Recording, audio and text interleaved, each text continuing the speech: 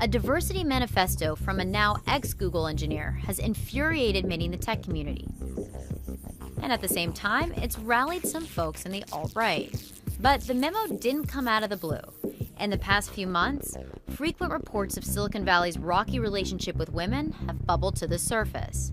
February 19th, former Uber engineer Susan Fowler publishes a blog post outlining what she calls her very, very strange year at Uber. In it, she describes everything from her manager's blatant propositions for sex, to falsified negative performance reviews, to human resources' complete refusal to acknowledge the company's problems.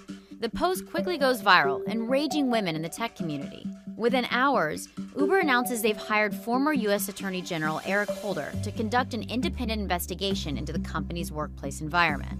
June 22nd, the information publishes an expose outlining 6 women's accusations against prominent Silicon Valley investor Justin Caldback, describing explicit, unwanted sexual advances, all while holding venture capital over their heads. Caldback later took a leave of absence and apologized, saying he was deeply ashamed. Hardly a week later, the New York Times publishes even more stories from female entrepreneurs talking openly about Silicon Valley's culture of harassment. July 15th.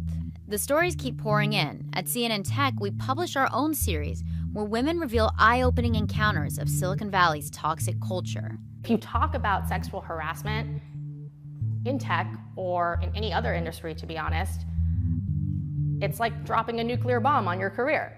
While those events allege sexual harassment, many say the memo circulated at Google is also indicative of a toxic culture for women in Silicon Valley. And that leads us to August 5th. Reports of a controversial memo circulating within Google begin appearing on social media.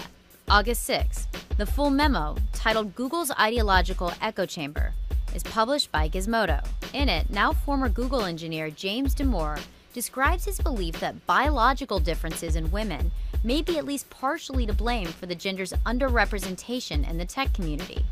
He goes on to say he values diversity and inclusion, but that Google's programs designed specifically to promote women and minorities are actually discriminating against everyone else. The essay sparked widespread debate. While much of the community condemned the notions, many believe Damore should have been able to express his beliefs without retribution.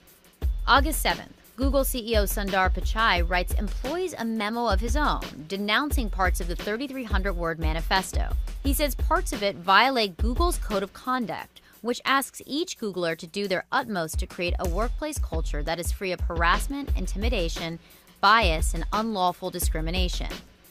Damore told Bloomberg he'd been fired for perpetuating gender stereotypes. A source has confirmed to CNN Tech that he has indeed been let go.